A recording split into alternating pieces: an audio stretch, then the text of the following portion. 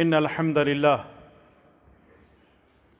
نحمده ونستعينه ونستغفره ونعوذ بالله من شرور أنفسنا ومن سيئات أعمالنا من يهده الله فلا مضل له ومن يضلله فلا هادي له وأشهد أن لا إله إلا الله وحده لا شريك له وأشهد أن محمدًا عبده ورسوله أما بعد فإن خير الحديث كتاب الله وخير الهدي هدي محمد صلى الله عليه وسلم وشر الأمور محدثاتها وكل محدثة بدعة وكل بدعة ضلالة وكل ضلالة في النار فأعوذ بالله السميع العليم من الشيطان الرجيم من همزه ونفخه ونفثه يا أيها الذين آمنوا اتقوا الله حق تقاته ولا تموتن إلا وأنتم مسلمون يا أيها الناس اتقوا ربكم الذي خلقكم من نفس واحدة وخلق منها زوجها وبث منهما رجالا كثيرا ونساء واتقوا الله الذي تساءلون به والأرحام إن الله كان عليكم رقيبا يا أيها الذين آمنوا اتقوا الله وقولوا قولا سديدا يصلح لكم أعمالكم ويغفر لكم ذنوبكم ومن يطع الله ورسوله فقد فاز فوزا عظيما أعوذ بالله السميع العليم من الشيطان الرجيم من همزه ونفخه ونفثه إنا أعطيناك الكوثر فصل لربك وانحر إن شانئك هو الأبتر رب اشرح لي صدري ويسر لي أمري واحلل عقدة من لساني يفقهوا قولي سبحانك لا علم لنا إلا ما علمتنا إنك أنت العليم الحكيم اللهم انفعني بما علمتني وعلمني ما ينفعني وزدني علما آمین یا رب العالمین۔ ہر قسم کی تعریف و توصیف، بڑائی اور بزرگی اسی اللہ رب ذوالجلال والاکرام کے لیے لائق و زیبا ہے جو ساری کائنات کا اکیلا خالق، مالک اور مدبر ہے۔ سبحان اللہ و بحمدہ سبحان اللہ العظیم۔ درود و سلام ہو تمام انبیاء علیہم السلام پر، خصوصاً میرے اور آپ کے پیارے نبی امام الانبیاء والمرسلین، امام اعظم، قائد اعظم، مرشد اعظم جناب محمد الرسول اللہ صلی اللہ تعالی علیہ وسلم کی ذات مقدسہ پر۔ اللہم صلی علی محمد وعلی آل محمد کما صلیت علی ابراہیم وعلی آل ابراہیم انک حمید مجید۔ اللہم بارک علی محمد وعلی آل محمد کما بارکت علی ابراہیم وعلی آل ابراہیم انک حمید مجید۔ حاضرین گرامی قدر، بزرگوں، نوجوان ساتھیوں،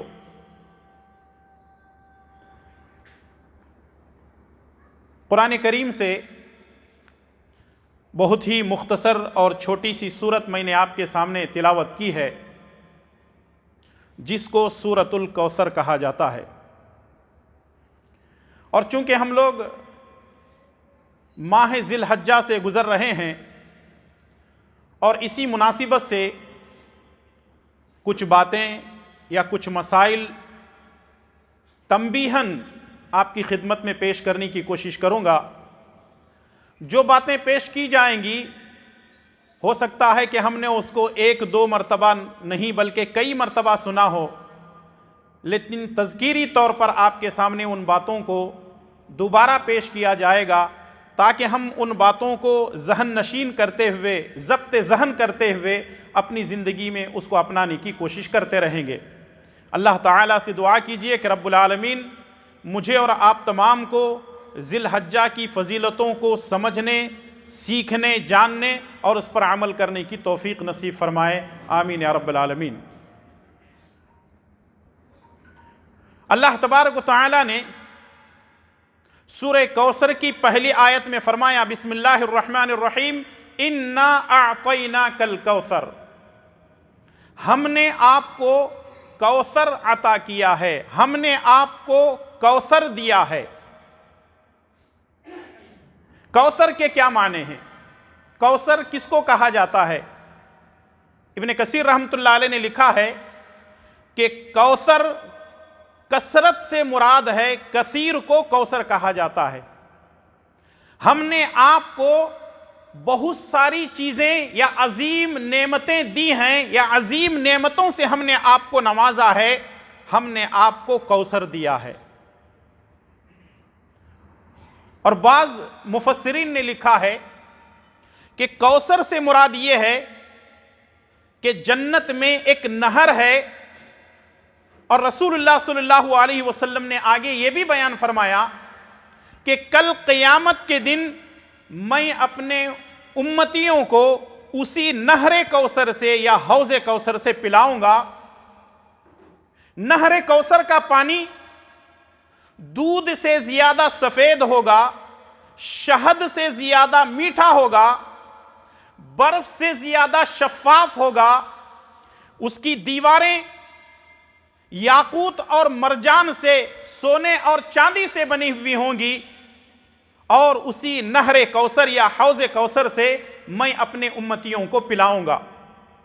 مسند احمد کی ایک اور روایت، اللہ کے پیارے نبی جناب محمد الرسول اللہ صلی اللہ علیہ وسلم فرماتے ہیں کہ میں نہر کوثر سے اپنی امتیوں کو پلا رہا ہوں گا، ایک جماعت آئے گی اور فرشتے ان کو ہنٹر مار کر بھگا رہے ہوں گے۔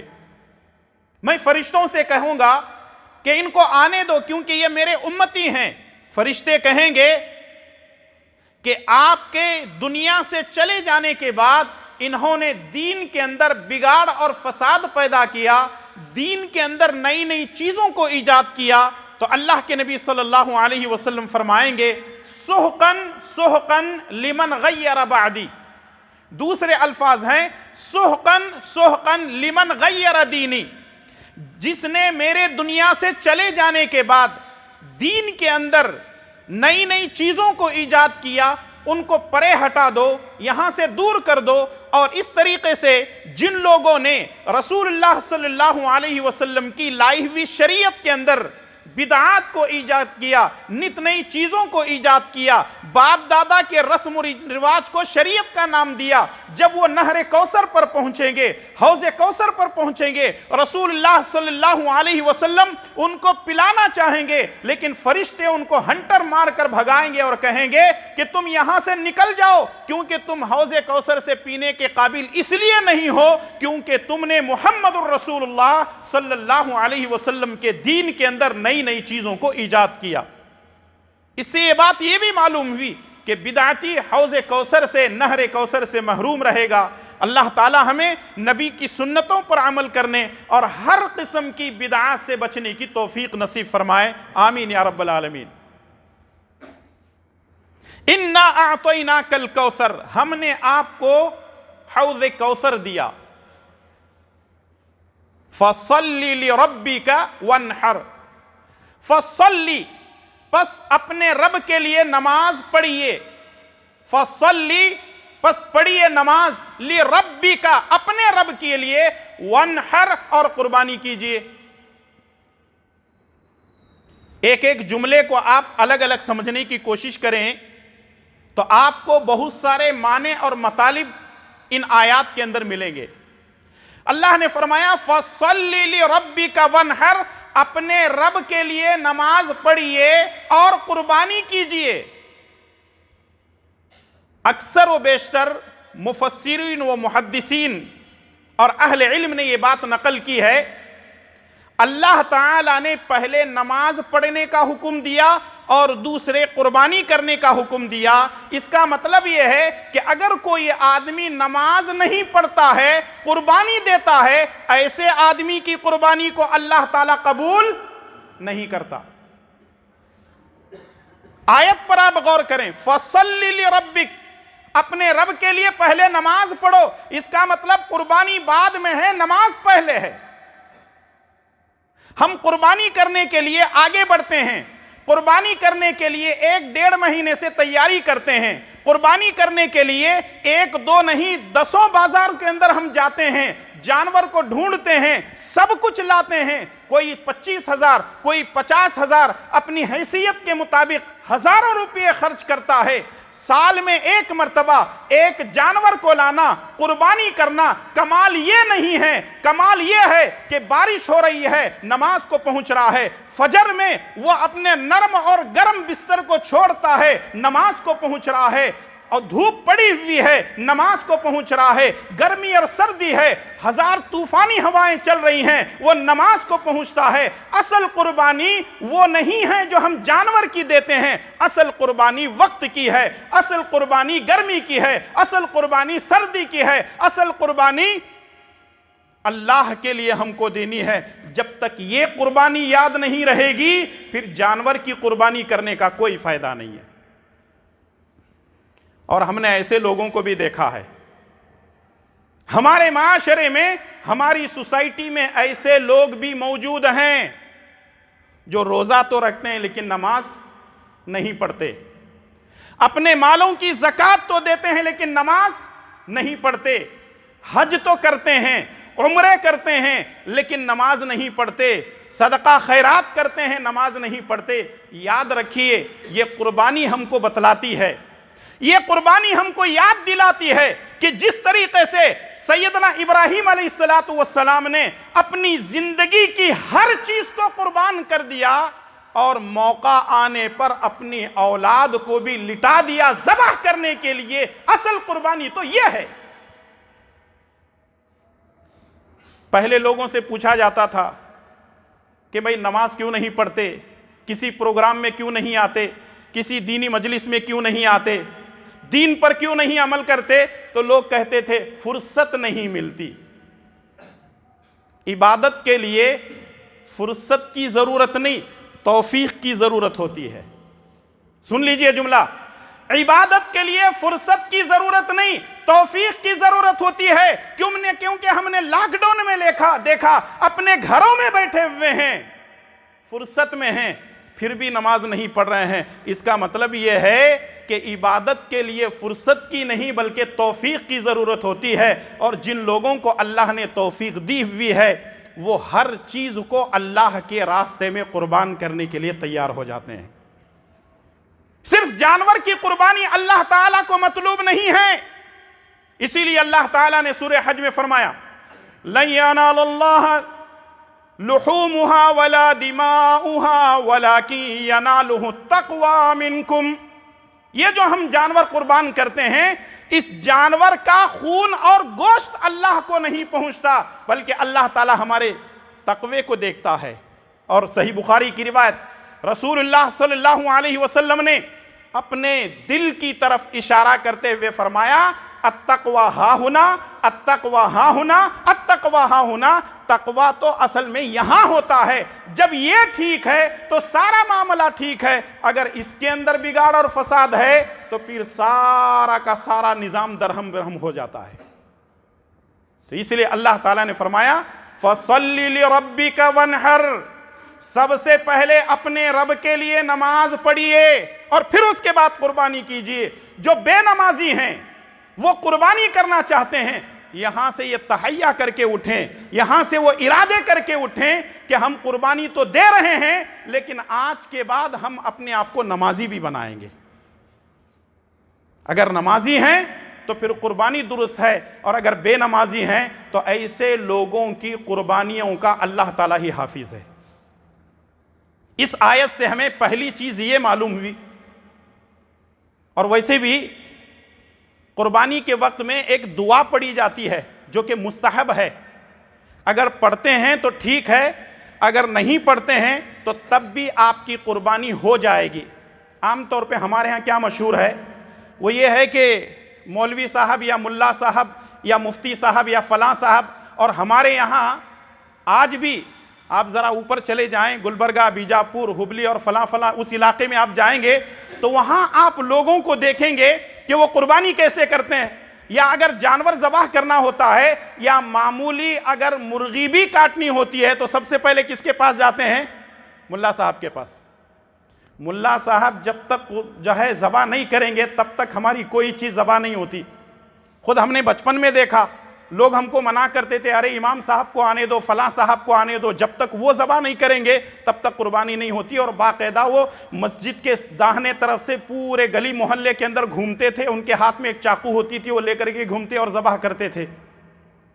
اور آج بھی یہ رواج چل رہا ہے لوگوں کے اندر، فلاں صاحب ہی آ کر کے قربانی کریں گے، جبکہ ایسی بات نہیں ہے. اور باقاعدہ وہ اپنے پاس وہ دعائیں یاد کر کے آتے، قل ان صلاتی و نسکی و محیای و مماتی، پوری کی پوری دعائیں وہ پڑھتے تھے اور کہتے تھے کہ یہ دعا پڑھنا ضروری ہے، اس کے بغیر قربانی نہیں ہوتی. جبکہ ہونا تو یہ چاہیے کہ قربانی کوئی بھی کر سکتا ہے، اس کے لیے مولوی صاحب، مولانا صاحب، علامہ صاحب، مفتی صاحب، ملا صاحب کی ضرورت نہیں ہے.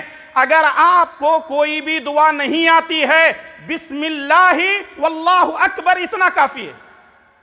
اچھا، کچھ لوگوں نے یہ بھی کہنا شروع کر دیا ہے وہ قربانی ہر کسی کا کام نہیں ہے، پہلی مرتبہ سیدھا کاٹو، پھر دوسری مرتبہ لے جاؤ آدھے میں لا کر کے روک دو، تیسری مرتبہ کاٹیں گے مکروہ ہو جائے گا. یہ ایسے ایسے بیوقوف بیٹھے ہوئے ہمارے معاشرے کے اندر، لوگ ان کو مولوی سمجھتے ہیں. یہ پیٹ پالو ہیں، وہ ذبح کریں گے تو گوشت بھی گھر پہ پہنچ جائے گا، جیب بھی گرم ہو جائے گا، پیٹ بھی گرم، جیب بھی گرم، پھر وہ کہاں جانے دیں گے دین کو؟ اپنے پاس رکھیں گے نا. اور وہ جو آیت پڑھی جاتی ہے مستحب ہے، اگر آپ پڑھ لیتے ہیں، موبائل میں دیکھ کر کے پڑھیں، یاد کر کے پڑھیں، کسی کتاب میں دیکھ کر، کسی پیپر میں دیکھ کر کے اگر آپ پڑھنا چاہتے ہیں تو پڑھ سکتے ہیں. وہ دعا کیا ہے؟ قل ان صلاتی و نسکی و محیای و مماتی للہ رب العالمین. آگے کی دعا اور بھی ہے، آپ کتابوں کے اندر جا کر کے دیکھ لیں. مجھے استدلال کیا کرنا ہے؟ اللہ نے فرمایا قل ان صلاتی، یہ قرآن کی آیت ہے، ان صلاتی و نسکی و محیای و مماتی للہ رب العالمین. قل اے نبی کہہ دیجئے ان صلاتی و نسکی، بے شک میری نماز اور میری قربانی. نماز سے پہلے، قربانی سے پہلے کیا ہے؟ نماز ہے. اس کا مطلب یہ ہے کہ قربانی بعد میں ہے، نماز پہلے ہے. سال میں ایک مرتبہ 20 25 50 ہزار روپیے دے کر کے جانور خرید لینا اور قربانی کرنا یہ بہت آسان ہے. 5 وقتہ نمازوں کی پابندی با جماعت مسجد میں ادا کرنا یہ بہت مشکل ہے. اس کے لیے جو بے نمازی ہے، جو دیندار ہے وہ ماشاءاللہ پہنچ جاتا ہے، جو مومن ہے وہ پہنچ جاتا ہے، جو نمازی ہے وہ پہنچ جاتا ہے. بے نمازی کے لیے یہ چیزیں بہت مشکل ہوتی ہیں. اس لیے ضرورت اس بات کی ہے کہ ان آیات کو سمجھا جائے اور سمجھنے کی کوشش کی جائے کہ ہم کو سب سے پہلے نمازی بننا ہے، پھر اس کے بعد اپنے آپ کو جو ہے قربانی کے جانور خریدنے کے لیے آگے بڑھنا ہے. تو اللہ تعالیٰ نے کیا فرمایا؟ اِنَّا أَعْطَيْنَاكَ الْكَوْثَرَ، ہم نے آپ کو کوثر عطا کیا. فَصَلِّ لِرَبِّكَ وَانْحَرْ، اپنے رب کے لیے نماز پڑھیے اور قربانی کیجئے. پہلی چیز یہ معلوم ہوئی. دوسری چیز اسی آیت کے اندر موجود ہے، لِرَبِّكَ فَصَلِّ وَانْحَرْ، دونوں کے بیچ میں کیا ہے؟ لِرَبِّكَ. قربانی بھی اگر کرنا ہو تو کس کے لیے؟ اللہ کے لیے. اور نماز بھی پڑھنا ہو تو کس کے لیے؟ اللہ کے لیے. یعنی نماز بھی اللہ کے لیے اور قربانی بھی اللہ کے لیے. کچھ علماء ٹی وی پہ بیٹھے ہوئے ہیں، کہتے ہیں نماز کا نام ہے صلاۃ غوثیہ. نماز کا نام کیا ہے؟ صلاۃ غوثیہ. انہوں نے کبھی زندگی میں امت کو یہ نہیں سمجھایا کہ صلاۃ محمدیہ کوئی نماز ہے. حالانکہ ساری نمازیں اللہ کے لیے ہیں، فرض بھی اللہ کے لیے ہیں، سنت بھی اللہ کے لیے، نفل اور وتر بھی اللہ کے لیے، ساری نمازیں اللہ کے لیے. انہوں نے اپنی زندگی میں صلاۃ محمدیہ کبھی نہیں سکھایا لوگوں کو، لیکن صلاۃ غوثیہ ٹی وی پہ بیٹھ کر کے سکھاتے ہیں.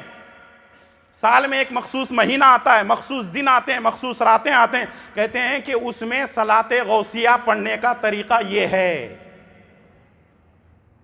اتنا ہی نہیں، جب صلاۃ غوثیہ ہو رہی ہے تو پھر وانحر، قربانی بھی شیخ عبد القادر جیلانی رحمت اللہ علیہ کے نام پر دی جا رہی ہے.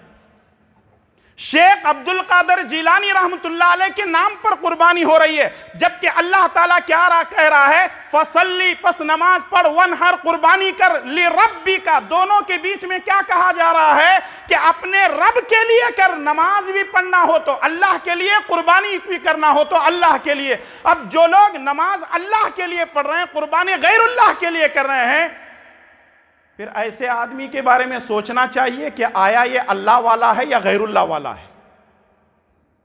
اور اللہ والے ساری عبادتیں کس کے لیے کرتے ہیں؟ اللہ کے لیے کرتے ہیں. اور جو اللہ والے نہیں کرتے وہ ساری عبادتیں کس کے لیے کرتے ہیں؟ غیر اللہ کے لیے کرتے ہیں. اللہ کا شکر ہے کہ اللہ نے ہمیں توفیق دی ہے. ہم کس کے لیے قربانی کر رہے ہیں؟ اللہ کے لیے کر رہے ہیں. اللہ سے دعا کرو ساری زندگی اپنی ہر عبادت خالص اللہ کے لیے کرنے کی توفیق عطا فرمائے.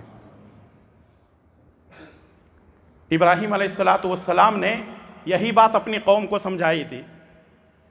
یہی بات اپنی قوم کو سمجھائی تھی کہ وہ اللہ تعالیٰ جس کو میں اپنا رب مانتا ہوں، وہ مجھے بیماری دیتا ہے، وہ مجھے شفا دیتا ہے، وہ کھلاتا ہے لیکن خود کھاتا نہیں ہے، وہ نفع نقصان کا مالک ہے. یہ بت کسی چیز کے مالک نہیں ہے. تم اللہ کے لیے قربانی کیوں نہیں کرتے؟ اللہ کے لیے عبادتیں کیوں نہیں کرتے؟ اللہ کی عبادت کیوں نہیں کرتے؟ اللہ کے لیے جیتے اور مرتے کیوں نہیں ہیں؟ اور نتیجہ یہ نکلا، اسی توحید کی دعوت دینے کی وجہ سے ابراہیم علیہ السلام کے بارے میں وقت کے نمرود نے فیصلہ سنایا کہ اب ابراہیم کو کہاں ڈالنا چاہیے؟ آگ میں. آج بھی ہو جو براہیم سا ایمان پیدا، آج بھی ہو جو براہیم سا ایمان پیدا، آگ کر سکتی ہے انداز گلستان پیدا. آج ملک کے حالات ہم دیکھ رہے ہیں، ہر جگہ مسلمانوں کو مارنے، پیٹنے، کاٹنے، اذیت دینے، تکلیف دینے کی کوششیں ہو رہی ہیں اور باقاعدہ پریشان کیا جا رہا ہے. یہ حالات کیوں بن رہے ہیں؟ کیونکہ ہم نے اللہ کو بلا دیا ہے. اللہ کے فیصلے بدل چکے ہیں اور ہم اللہ کو چھوڑ کر غیر اللہ کے سامنے اپنے ہاتھوں کو جوڑ کر کھڑے ہوتے ہیں. اللہ کو چھوڑ کر غیر اللہ کے نام کی قربانی دے رہے ہیں. مجھے کچھ لوگ ایسے اچھی طرح یاد ہیں جو بقرعید میں قربانی نہیں دیتے اللہ کے نام کی، لیکن ایک خاص مہینہ آتا ہے تو شیخ عبد القادر جیلانی رحمت اللہ علیہ کے نام کی قربانی دیتے ہیں اور کہتے ہیں کہ اگر میں قربانی نہیں دوں گا اگلے سال تک مجھے روزی نہیں ملے گی. جس کو اپنے رب کی ذات پر توکل اور بھروسہ نہیں ہے وہ کیسے مسلمان ہو سکتا ہے؟ دو چیزیں اس سے یہ معلوم ہوئی. تیسری چیز اس کے اندر یہ معلوم ہوئی، فَصَلِّ لِرَبِّكَ وَانْحَرْ، اپنے رب کے لیے نماز پڑھو اور قربانی کرو. اس کا مطلب یہ ہے کہ ہماری نماز اللہ کے لیے، ہماری قربانی بھی اللہ کے لیے ہی ہونا چاہیے. اس میں دکھاوا نہ ہو، اس میں ریا و نمود نہ ہو، اس میں نمائش نہ ہو.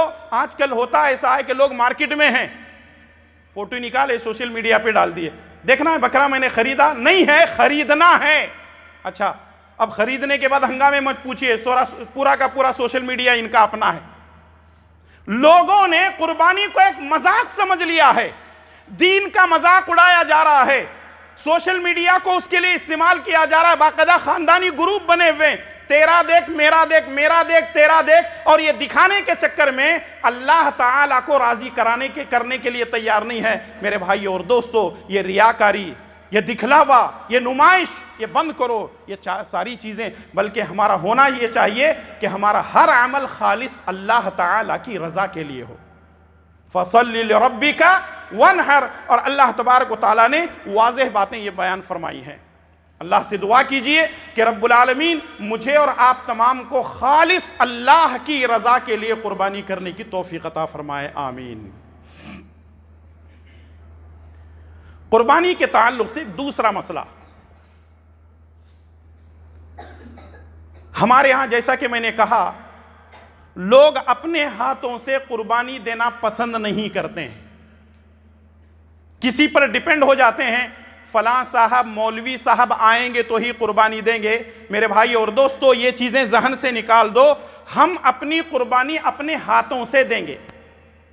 حجۃ الوداع کے موقع پر رسول اللہ صلی اللہ علیہ وسلم نے 100 اونٹ قربانی کیے، اس میں 72 اونٹ اللہ کے نبی صلی اللہ علیہ وسلم اپنے ہاتھوں سے قربان کرتے ہیں. آپ اندازہ لگائیے. اور جیسا کہ سنن ابن ماجہ کی اور صحیح الجامع کی روایت ہے، رسول اللہ صلی اللہ علیہ وسلم مدینے میں 2 جانوروں کو، 2 مینڈوں کی قربانی آپ نے دی اور اپنے ہاتھوں سے آپ صلی اللہ علیہ وسلم نے قربانی کی. تو اس کا مطلب یہ ہے کہ اپنے ہاتھوں سے قربانی کرنا افضل ہے. اب کچھ لوگ بہانے بناتے ہیں، ارے مولانا وہ بات دراصل یہ ہے کہ ہم لوگ کبھی کیے نہیں ہیں، اور اگر کرتے بھی ہیں تو وہ سر چکرا جاتا ہے، بے ہوش. ارے یہ کیا بات ہوئی؟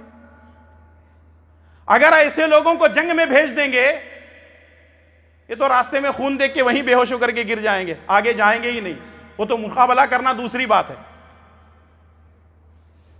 خون کی بات، آدمی خون دیکھ کر کے، وہ ہزاروں میں لاکھوں میں کوئی ایک آدمی ہوتا ہے خون دیکھ کر کے وہ بے ہوش ہو سکتا ہے، وہ ایک بیماری ہو سکتی ہے. لیکن ہر آدمی دوسرے پہ ڈیپینڈ ہو کر کے کہتا ہے فلاں صاحب آئیں گے تو قربانی. اپنے ہاتھوں سے قربانی کیجئے. یہاں ایک مسئلہ آپ کو یہ بھی بیان کرنا ہے لگے ہاتھوں، وہ یہ ہے کیا عورت قربانی کا جانور ذبح کر سکتی ہے؟ کیا عورت قربانی کا جانور ذبح کر سکتی ہے؟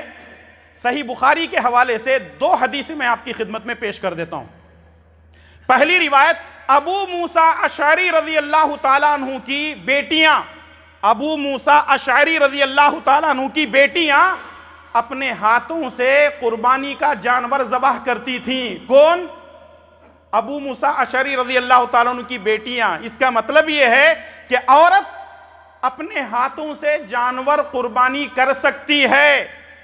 عورتوں کو یہ عادت ڈالو تاکہ وہ اپنے ہاتھوں سے قربانی کر سکیں. ہمارے یہاں مردوں کا مسئلہ ہی بڑا عجیب ہے. آپ لوگ سوچ رہے ہوں گے مولانا یہ کہاں سے حدیثیں ڈھونڈ کر کے لاتے ہیں، عورتیں بھی قربانی دیں گے. ہمارے معاشرے کے اندر ایسا چلتا نہیں ہے. جو نہیں چلتا ہے اس کو چلاؤ. اللہ کے نبی صلی اللہ علیہ وسلم کے زمانے میں عورتیں میں قربانی دیا کرتی تھیں. صحیح بخاری اور سنن ابن ماجہ کی ایک اور روایت، ابی ابن کعب رضی اللہ تعالیٰ عنہ رسول اللہ صلی اللہ علیہ وسلم کے پاس آتے ہیں اور کہتے ہیں اللہ کے نبی، ایک عورت نے نوکدار پتھر سے ایک جانور کو ذبح کیا ہے، کیا ہم عورت کے ذبح کیے ہوئے اس ذبیحے کو کھا سکتے ہیں؟ رسول اللہ صلی اللہ علیہ وسلم نے فرمایا فلا حرج، کوئی حرج نہیں، کھا سکتے ہیں. اس عورت کے پاس چاقو نہیں ملی ہوگی، اس نے کیا کیا؟ نوکدار پتھر لیا اور ذبح کر دیا. اور رسول اللہ صلی اللہ علیہ وسلم کے پاس شکایت پہنچی تو آپ نے فرمایا کہ عورت کا ذبیحہ جائز ہے، کھا سکتے ہیں. تو اس کا مطلب یہ ہے کہ عام ذبیحہ جو اپنے گھروں کے اندر، جیسے مرغیاں، دیسی مرغیاں ہم اپنے گھروں کے اندر پالتے ہیں، اگر عورت ذبح کرتی ہے تو جائز ہے. مرد تو بدرجہ اولا کرے، کیونکہ مرد کو اس چیز کی عادت ہونی چاہیے. اپنے جانوروں کو اپنے ہاتھوں سے ذبح کیجئے اور تبھی پتہ چلے گا کہ قربانی کس کو کہتے ہیں. ورنہ دوسروں پر ڈیپینڈ ہو کر کے اگر آپ قربانی کریں گے نا، وہ مزہ نہیں آئے گا. جب آپ 1 مہینہ پہلے جانور کو لاتے ہیں یا 15 دن تک اس کو پالتے ہیں، 2-4 دن اس کا پیشاب پیخانہ صاف کرتے ہیں، اس کی گندگی کو صاف کرتے ہیں، اور جب اس کو قبلہ رخ لٹاتے ہیں اور جب اس کے اوپر چھری چلاتے ہوئے بسم اللہ اللہ اکبر کہتے ہیں، تو آپ کو یہ قربانی یاد آئے گی کہ میں ایک جانور کی قربانی تو اللہ کی راہ میں کر رہا ہوں. اے رب ذوالجلال والاکرام، اگر موقع ملے تو تن من دھن سب کچھ تیرے لیے قربان کرنے کے لیے میں تیار ہوں. ورنہ دوسروں پہ ڈیپینڈ ہوں گے تو مزے لے کر کے صرف ویڈیو بناتے رہیں گے اور فوراً سوشل میڈیا میں چلے جائے گا. اس کو کوئی فائدہ نہیں. اپنے ہاتھوں سے قربانی کے جانور کو ذبح کیجئے. تیسری چیز یہ ہے، ہمارے یہاں ایک بہت عام رواج چل رہا ہے، اور ویسے بھی ہم دیکھ رہے ہیں کہ سنتیں کم ہوتی جا رہی ہیں، بدعتیں بڑھتی جا رہی ہیں. یا ایک دوسرے معنی میں یوں کہا جا سکتا ہے، سنتوں کا رواج ختم ہوتا جا رہا ہے، جو غیر سنت ہیں لوگ اس کو بڑھاوا دے رہے ہیں. آخر وہ کون سی چیزیں ہیں؟ وہ یہ ہے کہ بہت سارے ہمارے احباب، ہو سکتا ہے کہ آپ نے پہلے کیا ہو یا کرنا چاہتے ہوں یا ہمارے معاشرے کے اندر لوگ ایسے کر رہے ہیں، وہ یہ ہے قربانی کے جانور میں عقیقہ کرنا صحیح ہے، درست ہے یا غلط ہے؟ جواب یہ ہے کہ غلط ہے. قربانی کے جانور میں عقیقہ کرنا صحیح نہیں ہے. مثال کے طور پر حکم یہ ہے کہ اگر اونٹ ہے تو اس میں 7 حصے بھی ہیں، 10 حصے بھی ہیں، اور اگر گائے ہے تو اس میں صرف 7 حصے ہیں. بہت سارے لوگ کیا کرتے ہیں، 5 حصے قربانی کے، 2 حصے عقیقے کے، یا 4 حصے قربانی کے، 3 حصے عقیقے کے. اس طرح کرنا جائز نہیں ہے. اور جو دلیل لی جاتی ہے، دلیل کے طور پر جس روایت کو پیش کیا جاتا ہے وہ ہے المعجم الصغیر للطبرانی.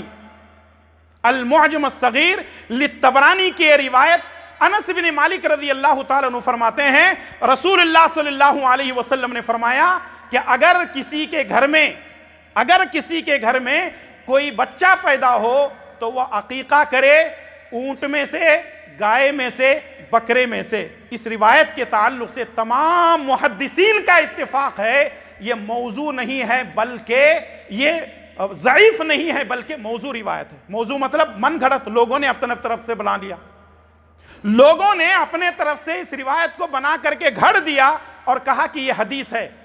جو موضوع روایت ہوتی ہے وہ حدیث نہیں ہو سکتی، وہ لوگوں کے اپنے بنائی ہوئی چیزیں ہیں۔ اب صحیح روایت کیا ہے؟ سنن بیہقی کی اس روایت کو شیخ البانی رحمۃ اللہ نے حسن کہا ہے۔ عبد الرحمن ابن ابو بکر رسول اللہ صلی اللہ علیہ وسلم کے سالے لگتے ہیں، اما عائشہ رضی اللہ تعالیٰ عنہ کے بھائی عبد الرحمن بن ابو بکر رضی اللہ تعالیٰ عنہما، ان کے گھر میں ایک لڑکا پیدا ہوتا ہے تو عبد الرحمن ابن ابو بکر اما عائشہ رضی اللہ تعالیٰ عنہ سے کہتے ہیں کہ ہم ایک اونٹ لائیں گے یا 2 اونٹ لائیں گے، قربانی کر دیں گے۔ ایک اونٹ لائیں گے، اس میں حصے کریں گے، قربانی کر دیں گے۔ تو اما عائشہ رضی اللہ تعالیٰ عنہ نے ان کو ڈانٹا اور کہا کہ میں تو نبی کی سنت پر عمل کروں گی، اور نبی کی سنت کیا ہے؟ شاتانی مکافعتان، 2 بکرے ہیں جس کو ذبح کرنا ہے، جو رسول اللہ صلی اللہ علیہ وسلم کا حکم ہے، اور اسی حکم پر اما عائشہ رضی اللہ تعالیٰ عنہ جو ہے 2 بکرے ذبح کرتی ہیں عقیقے کے طور پر۔ تو اس صحیح اور جو ہے حسن درجے کی اس روایت کو سامنے رکھتے ہوئے ہم یہ کہہ سکتے ہیں کہ اللہ کے پیارے نبی جناب محمد الرسول اللہ صلی اللہ علیہ وسلم نے عقیقے کے تعلق سے جو حکم دیا ہے، لڑکا ہے تو 2 بکرے، لڑکی ہے تو 1، اور اگر لڑکا ہے 2 نہیں دے سکتے تو کم سے کم 1 دے دیں، اور اگر آپ نہیں دے سکتے ہیں تو اللہ تعالیٰ آپ کی کیفیت کو جانتا ہے، اللہ تعالیٰ کے پاس آپ کی پکڑ نہیں ہوگی۔ لیکن اگر آپ قربانی کے جانور کے اندر 5 حصے قربانی کے اور 2 حصے عقیقے کے کرتے ہیں تو یہ خلاف سنت ہے، اور ایک مسلمان کے لیے ضروری ہے کہ وہ سنت پر عمل کرے اور خلاف سنت اپنے آپ کو بچانے کی کوشش کرے۔ چوتھا مسئلہ، یہ بھی بڑا اہم ہے، ویسے مسائل اگر بولتے جائیں گے تو 1-2 گھنٹے چاہیے، مختصر وقت میں کوشش کر رہا ہوں کہ کچھ مسائل آپ کی خدمت میں آ جائیں۔